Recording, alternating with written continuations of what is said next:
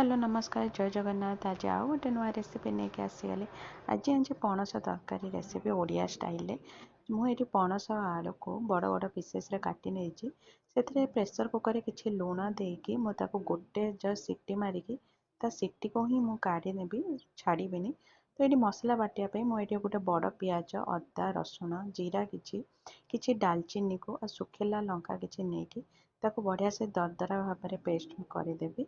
तो ये मु गोटे सीटी काढ़ी सारा मुझे भाजी नौ पणसर कषा अंशटा जमी पलैब बढ़िया से टे हलदी देकी सोरिष तेल मुझे करुच्ची। सोरिष तेल देखिए केते बढ़िया से भाजी गला आलू आ पणस। तो भाजी गला मुझे काढ़ी आनी। तो सही कड़े किसी सोरिष तेल जीरा बड़ इलायची डालचीनी छोट इलायची तेजपत्र गोटे देकी टिके फुटीगला से गोटे छोट पिज को चॉप करके भाजी गला जो पेस्ट बनई ताको देगी काश्मीर चिली देगी बढ़िया से कषी नौची। देखिए बढ़िया से कषी गला। तो ये दीटा मीडियम साइज टमाटो को मुझे चॉप करके नहीं जाइए। गोटे चामच दही को मुझे फेंटिकी नहीं जाइए टेस्ट बहुत ही बढ़िया आसब। ताको बढ़िया से एका सहित कषी नेली। तो स्वाद हिसाब से किसी लुण हलदी गुंड चिकेन मसाला को देकी ताको बढ़िया से कषी नेबी जमी टमाटर मोर बहुत ही बढ़िया से सॉफ्ट हो।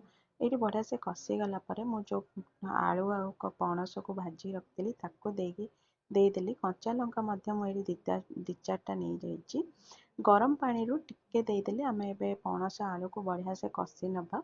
देखिए ए बढ़िया से आमर कषी हो गला। तो ये जगह मु गरम पानी दे दूसरी मत बेसी जी पानी दरकार से हिसाब से मुझे पानी नहीं गली। तो ये घरे कुटिकी गरम मसाला रखी से किसी देकी गोलैली आम ए पणस तरकारी रेडी हो गला। लास्ट को धनिया पत्र देकी गोले चलतु आम थाली रेडी करवा आम पणस थाली। मुझे पणस तरकारी सहित मोर रुटी आ कि सालाड करके मो थाली को रेडी करने केते बढ़िया से पणस देखिए सीझी जाइए। मो वीडियो जदि आपण मानक भल लगे ताले लाइक करेंगे शेयर करेंगे सब्सक्राइब करने पे।